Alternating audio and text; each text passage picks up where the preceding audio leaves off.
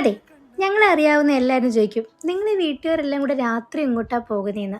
അപ്പം ഇന്ന് രാത്രി ഞങ്ങൾ പോകുന്നത് പള്ളിവേട്ടച്ചിറയിലാണ്. കടവൂർ ഉത്സവത്തിൻ്റെ തലേന്നാണ് നമ്മൾ ഈ ചിറയിൽ പോകുന്നത്. കുടുംബക്കാരൊക്കെ ഒരുമിച്ചാണ് പോകുന്നത്.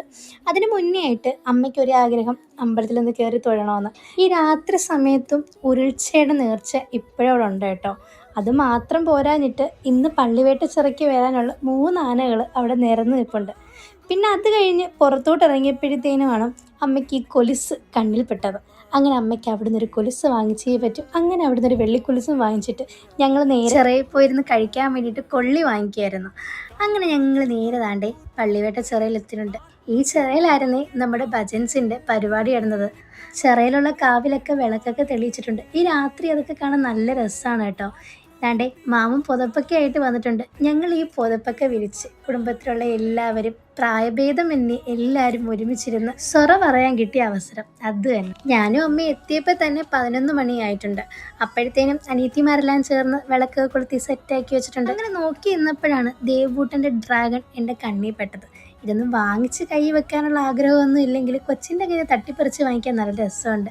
അതെന്താ ഡ്രാഗൺ അങ്ങനെ ഒരു വാലെന്ന് എനിക്കറിയാൻ വയ്യ. അപ്പോഴത്തേനും ചേച്ചി ഐസ്ക്രീമൊക്കെ ആയിട്ട് വന്നു. ഈ നട്ടപ്പാതിരയ്ക്ക് നല്ല തണുത്ത ഐസ്ക്രീം തിന്നാൻ നല്ല രസമാണ്. അതാണെങ്കിൽ നല്ല മരവിച്ച ഐസ്ക്രീം. പിന്നെ അത് കഴിഞ്ഞപ്പോഴത്തേനും മാമനൊരു പഴമായിട്ട് വന്നു. അപ്പോഴേക്കും താണ്ടെ അടുത്ത ചേച്ചിയുടെ അടുത്ത കൊച്ചു വന്നു. ഈ ഡ്രാഗൺ വെച്ചിട്ടാണ് ഞാൻ അവളെയും വലവേശി പിടിച്ചത്. അപ്പോഴേക്കും അവൾക്ക് അടുത്തൊരു ബലൂൺ വേണം. അത് കഴിഞ്ഞപ്പോഴത്തേനും ഓരോ പാക്കറ്റ് കപ്പലണ്ടി കഴിച്ചു. ഈ പള്ളിവേട്ട ചെറിയിൽ നമ്മൾ പറ വെക്കാനും വിളക്ക് കൊളുത്താനും മാത്രമല്ല കേട്ടോ വന്നേ. ഇവിടെ ചെറിയൊരു പരിപാടിയുണ്ട്. വേറൊന്നുമല്ല, അമ്പ് ചെയ്യുന്നൊരു പരിപാടി. സംഭവം ഈ അമ്പ് ചെയ്യുന്നതിന് ഇവിടെ ഉള്ളവർക്ക് പലർക്കും പല വിശ്വാസവും പല ഐതിഹ്യം ആയതുകൊണ്ട് നമ്മൾ അതിനെപ്പറ്റി കൂടുതലൊന്നും പറയുന്നില്ല. ഒരു കാര്യം അറിയാം, അടുത്ത ദിവസം ഈ ചെറിയവനെ നോക്കിയാൽ ഏതെങ്കിലും ഒരു ജീവി ചത്ത് കിടക്കുന്ന കാണാമെന്നും പറയുന്ന കേൾക്കാം. അവിടെ എത്തിയപ്പം ചേച്ചി താണ്ടെ ചുക്കാപ്പി കുടിക്കുന്നു.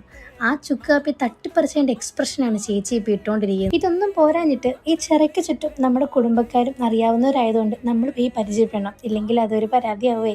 പിന്നെ കുറച്ചേരം കമ്പ പൊട്ടിക്കുന്നൊക്കെ കണ്ടുകൊണ്ടിരുന്നു. നേരെ ചെന്നപ്പോഴത്തേനും ചെറുത് തൊട്ട് വലുത് വരെ ആ ചിറയിൽ കിടന്ന് ഉറങ്ങുമായിരുന്നു. സത്യം പറഞ്ഞാൽ ഇപ്പോൾ ഓൾമോസ്റ്റ് 2 മണി കഴിഞ്ഞിട്ടുണ്ട്. ഈ സമയത്താണ് പറ വരുന്നത്. ഇത്രയും നീണ്ടു കിടക്കുന്ന ചിറയിൽ ഈ ആനക്കുട്ടന്മാർ നടന്നു വരണ്ടേ, അതിൻ്റെതായ സമയം എടുക്കും.